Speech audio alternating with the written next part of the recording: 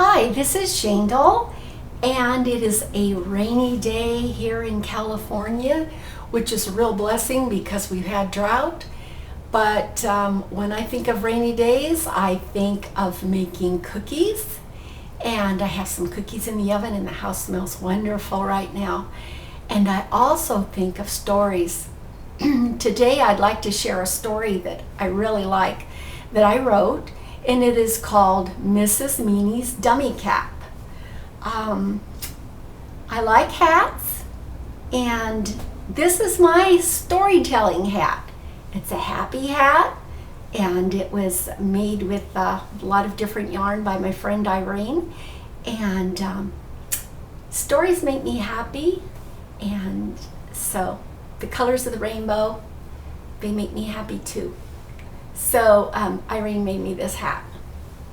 Put it on and read you about Mrs. Meanie and your dummy cap.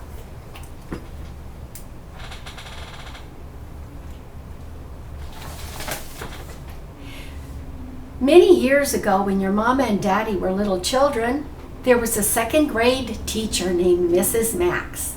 She could be quite grouchy and tolerated no nonsense, which included chewing gum and passing notes in class when she was speaking. One day, while Mrs. Max was writing the timetables on the chalkboard with her back turned to her class, a boy named Jeffrey quickly passed a piece of paper to Sally, the girl who sat next to him. As Sally looked at the paper, she giggled. All at once, Mrs. Max spun around and said, "Young lady," referring to Sally, "bring me that paper this instant." Sally froze. She could not move. Her eyes got very big. "You didn't know Mrs. Max has eyes in the back of her head, now did you?" Mrs. Max boomed. "Now bring that here this second." Jeffrey began to slide down in his seat, trying to hide as Sally obediently handed Mrs. Max the paper. When Sally went back to her seat, Mrs. Max opened the paper and said, "My, oh my, I bet Mr. Duke will appreciate a look at your artwork, Jeffrey. But first, let's share this with the class." Scratched in blue crayon on paper was a picture Jeffrey had drawn of a scary-looking lady with big, sharp, red teeth and huge purple ears. On her head was a pointed cap that had the word "dummy" written in pencil. Underneath the picture, Jeffrey had printed, "Our teacher, Mrs. Meanie." Mrs. Max held the paper up for all the class to see. Jeffrey slid down lower in his seat as the children giggled and looked his way. Sally's eyes were big and scared. "Now then," Mrs. Max said in her biggest voice, "take your work and go show it to Mr. Duke, and I will see you after school tomorrow, young man. Please advise your mother you will be late getting home." Jeffrey's face got very red. He slinked up to Mrs. Max, taking the drawing, and left the classroom, walking toward Mr. Duke's office. Mr. Duke was the principal. Mrs. Max often sent children down to his office when she felt they were naughty. Unbeknownst to Mrs. Max, Mrs. Meanie was the name the children called her because they thought she was mean. One of the reasons was because if she caught a child chewing gum, she would make them empty their pockets and give her the package if there was more, saying, "It's mine now," and smile a mean kind of smile, smacking her lips, saying, "Yummy." The second reason was the dummy cap. If a child had not done their homework and did not know an answer when they were called on, Mrs. Max made them sit in a corner with the dreaded cap on their head till recess. Because of this, most of the time, Mrs. Max's students made sure they did their homework and studied hard. "Well, boys and girls, let's get on with our lessons today. Mr. Duke will deal with Jeffrey. Tim, can you tell me what 7 times 5 is? Tim responded, 35? Yes, said Mrs. Max approvingly. Joe, said Mrs. Max, would you please do the 8 timetables for us? Joe looked down at his desk. Oops, no peeking, Joe, said Mrs. Max. Now tell us in a loud voice so we can all hear. Yes, ma'am, Joe said, swallowing hard. He looked worried. 8 times 1 is 8. 8 times 2 is 16. 8 times 3 is 24. 8 times 4 is 36.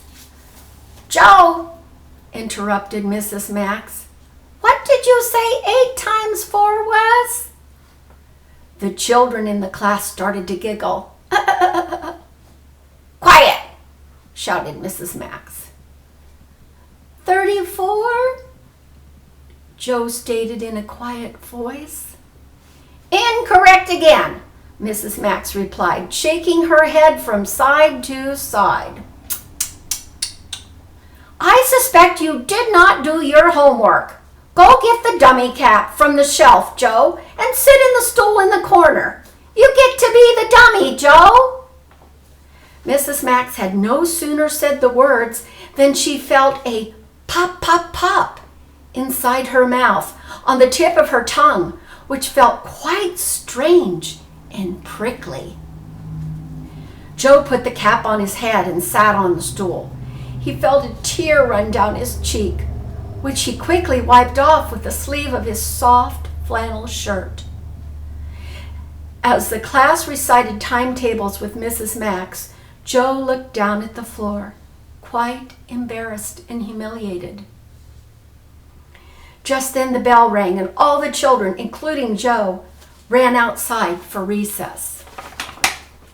Mrs. Max walked down the hall to the teacher's room. When she got inside, she walked over to the sink and glanced into the mirror, opened her mouth and looked at her tongue. Surprised and a little worried, she saw several big black spots popping up on it. Oh my, she exclaimed aloud. I wonder what's happening here. She drank a big glass of water, used the bathroom, washed her hands, and returned to her class. As the bell rang, children piled into the room and sat at their desks. Mrs. Max told the children to gather to the front of the class to look into the large case where the science project was displayed. Can someone tell me where butterflies come from? Mrs. Max asked in a curious voice. They come from caterpillars, stated Benjamin. Yes, very good. And what do caterpillars eat? Mrs. Max asked once more. Leaves, said Mary Beth. Very good, said Mrs. Max, seeming almost pleased. Patrick, Mrs. Max stated, looking at her tallest student. What is the white sack called hanging from the branch, where the caterpillars change into butterflies? A bag, Patrick answered. The class laughed out loud. A what? Mrs. Max asked, somewhat horrified. A sack, Patrick said a little bolder. Well, it's a type of sack indeed, I'd say, but that's not the proper name. Did you read the handout on butterflies I gave you, Patrick? Mrs. Max asked, somewhat suspiciously. No, ma'am, Patrick confessed. My dog had puppies, and I forgot. Well, Patrick, that's no excuse. If you're going to choose to be a dummy by not studying, you can wear the dummy cap. Go get it and sit in the corner there. Puppies! Ridiculous! Patrick got on the stool and put the dummy cap left behind by Joe on his head. Mary Beth looked at Patrick and made a face, putting her hand over her mouth to muffle her laughter. Mrs. Max felt her tongue go pop, pop, pop once more, then again pop, pop, pop. She put her hand to her mouth and gasped, then said to the children, "Go back to your seats, boys and girls, and get your spelling books. Please print all the words in Lesson 12 10 times each on a piece of lined paper, and remember to be neat." "Patrick," she added, "go back to your seat and do your lessons with the others." "Yes, ma'am," Patrick said, looking surprised as he got off the seat. He put the dummy cap back on top of the stool and breathed a sigh of relief. When the bell rang, Mrs. Max walked very quickly down the hall to the teacher's room once more. She went to the mirror and looked again, stuck out her tongue, and to her horror, it had turned completely black. "Oh my goodness!" she thought to herself. "I feel like I'm turning into a Shar-Pei." A Shar-Pei was a breed of dog that had a black tongue. Mrs. Max began to worry. She went down the hall to Mr. Duke's office and told him that she was not feeling well and would be calling a substitute teacher to do her class in the morning, and told him, "I must call my doctor at once, as I'm feeling quite strange." That afternoon, when Mrs. Max got home, she called her doctor and made an appointment for the following morning. She then called Mrs. Cook, who was her favorite substitute teacher. Mrs. Cook would see to it that the children did all their lessons and would not tolerate any silly behavior. That night, when Mrs. Max got ready for bed, she looked into the mirror over her bathroom sink once more and stuck out her tongue. It was blacker than before, and it seemed to be growing fatter, too. "Now that's very odd," she thought. "I'd better go to the emergency room." She dressed quickly, put on her coat, got in her old station wagon, and drove to Kaiser Hospital. They had lots of doctors, and surely one of them would be able to help her. She went through the big doors and said, "Emergency room." When the nurse asked Mrs. Max why she had come, she stuck out her tongue and pointed. "It's black and getting fatter," she said. "Oh my! Yes, you need to see the doctor immediately," the nurse said in a concerned voice. "Come this way, Mrs. Max." After several minutes, a kind young doctor with curly brown hair and glasses walked into the room. He said he was Dr. Mitchell and asked Mrs. Max to open her mouth and say, "Ah," which she did. "Did you eat or drink anything unusual?" he asked. "I've never seen anything quite like this." Then added, "My, oh my." Mrs. Max said she had not eaten anything strange. "When did you first notice it?" the doctor asked. "Well, I had asked one of the children in my class to put the dummy cap on their head and sit in the corner." Mrs. Max no sooner said, "Dummy cap," than she felt another pop, pop, pop in her mouth. "Ouch!" she yelled. "It just happened again." She opened her mouth and Dr. Mitchell said, "I believe we have a problem here." He put his hand on his chin and began to think. Dr. Mitchell walked back and forth across the room. He scratched his head, he looked out the window, and he thought some more. Let me make a phone call. I'm remembering something one of the doctors told me. Mrs. Max heard the doctor speaking to his colleague, explaining her symptoms. After a few minutes, he said, Yes, could be. And, Is that so? in a voice that seemed surprised. Then he said, Thank you. And, Goodbye. Dr. Mitchell turned to Mrs. Max and looked concerned. My colleague remembers a woman who came in with a similar problem. She was a foster mother to 4 young children and had a mean temper. She would often call them stupid or dumb when she was angry with them, and one day she developed a similar problem.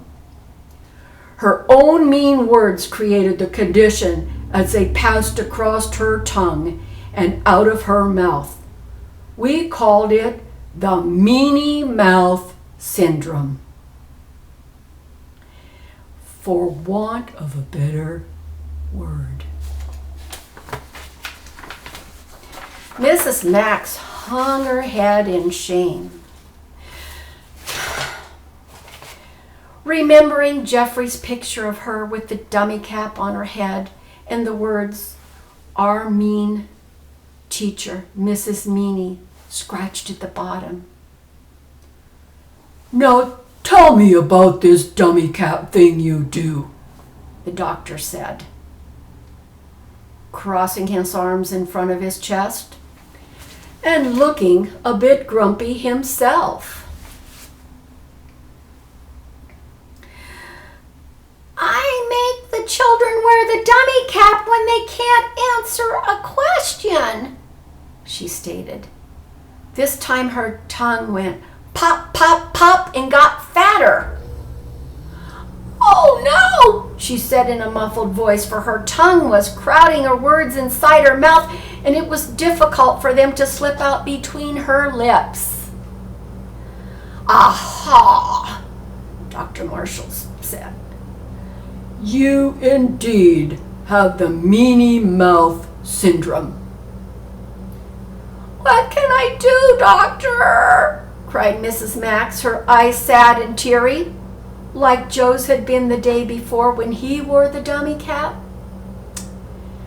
You have to speak kind and encouraging words to the children in your class, but first of all, you must be truly sorry for what you have done and get rid of that dummy cap, Dr. Mitchell commanded. Oh, I'm sorry, Dr. Mitchell. I feel so sad. Pop, pop, pop, went Mrs. Max's tongue one more time. When I was a little girl, my teacher had a dummy cap made out of old newspapers, and we would never want to wear it because other children would laugh. So we'd study hard. I thought it would encourage the children to study. How did you feel when you wore the cap, Mrs. Max? Dr. Mitchell challenged. Sad, very sad, and stupid, she replied. Once I wet my pants while I was on the special dummy seat with the cap on. I never had to wear the dummy cap again because I studied very, very hard after that. Well, asked Dr. Mitchell very crossly. Do you like the children in your class? Oh, I love them, replied Mrs. Max. This time her tongue went pop, pop, pop, pop, pop, pop, pop, and her tongue began to resume its normal size. Then why did you do something to them that made you feel sad yourself as a child? He asked, looking rather puzzled. Because I thought it was a good way to make them study harder like I did, and I want my class to learn so they will do well in life. Well, replied Dr. Mitchell, you must encourage your students with kindness, helping them improve their weak areas, and tell them how good they are at the things they're doing well. You're right, Doctor, Mrs. Max agreed. Pop, pop, went her tongue one more time. What else do you suppose you need to do, Mrs. Max? Tear up the dummy cap and ask the children to forgive me for the times I was Mrs. Meanie instead of Mrs. Max? Inside her mouth, Mrs. Max's tongue went pop, pop, pop, pop, pop, pop, pop, like 4th of July firecrackers. Did I hear something? Asked Dr. Mitchell. Let's see that tongue. Sure enough, it was almost pink again, except for a few spots. Good medicine for everyone is to ask forgiveness when wrong, smiled Dr. Mitchell. Looks like you're getting much better. Now go home and remember to practice kindness, especially with young children. Remember, a teacher is a hero. You must play your role well. Mrs. Max walked out the door to the hospital to her car, imagining how she'd look in a cape and red dress with a big S and a big T printed on it for super teacher. She wanted to be the best teacher ever. Pop, pop, went her tongue once more. Mrs. Max smiled. It felt good. She smiled again. That night she went home and baked 30 chocolate cupcakes, decorated with vanilla icing on top of them with sprinkles. All boys and girls like sprinkles, she remembered. Next morning when she arrived at school, Mrs. Max greeted the children with a cheery hello and said, I'm so glad you are here today. Pop, pop, pop, tickled her tongue. She smiled. The children wiggled in their seats, sensing something was different, and smiled back at their teacher. We're having a celebration this morning, students, exclaimed Mrs. Max. We are having a tear up the dummy cap celebration, and I've brought chocolate cupcakes for all of us to eat after we tear up the cap. Yay! The children shouted and clapped. Yay, yay, yay, yay, yay, yay, yay! And I must tell all of you that I need to ask you to forgive me and to let you know I'm very sorry I asked any of you to wear that cap. I once myself had to wear such a cap as a child, and it made me feel very sad. Child turned to child and began to giggle, thinking of their teacher wearing a dummy cap. Yes, it's true, she confessed, then added, I thought my teacher was a Mrs. Meanie too, and she was. So this is the plan. Bring me the dummy cap, Patrick, Mrs. Max commanded. Patrick went to the back of the class and got the cap, smiling, and handed it to Mrs. Max. Patrick, she asked loudly from the front of the class, do you suppose your mother would let you bring one of those puppies into class when it is old enough to visit without its mother? The children got excited and yelled, yes, and that would be so much fun, cheering him on. I suppose so, Patrick smiled. They are really cute. Well then, replied Mrs. Max, I'll write the note. Pop, pop, pop, came the popping noise from Mrs. Max's mouth. "Did you say something, Mrs. Max?" Patrick asked with a questioning look. "No," Mrs. Max replied. "I just coughed a bit." She smiled. Mrs. Max took her scissors and cut the dummy hat into little strips of paper, putting them into the trash basket beside her desk. "Now, let's all clap our hands and then wash them in the back of the room so we can have cupcakes," she cheered on. The children scampered about, returning to their desks. "Wow, sprinkles!" Christy shouted as Mrs. Max placed one with a napkin on her desk. "Yes, Christy, sprinkles," Mrs. Max smiled. "Aren't they fun?" "I love sprinkles," Christy smiled, looking up at her teacher. "Me too," said Mrs. Max. Two very small pop-pops tickled the tip of her tongue.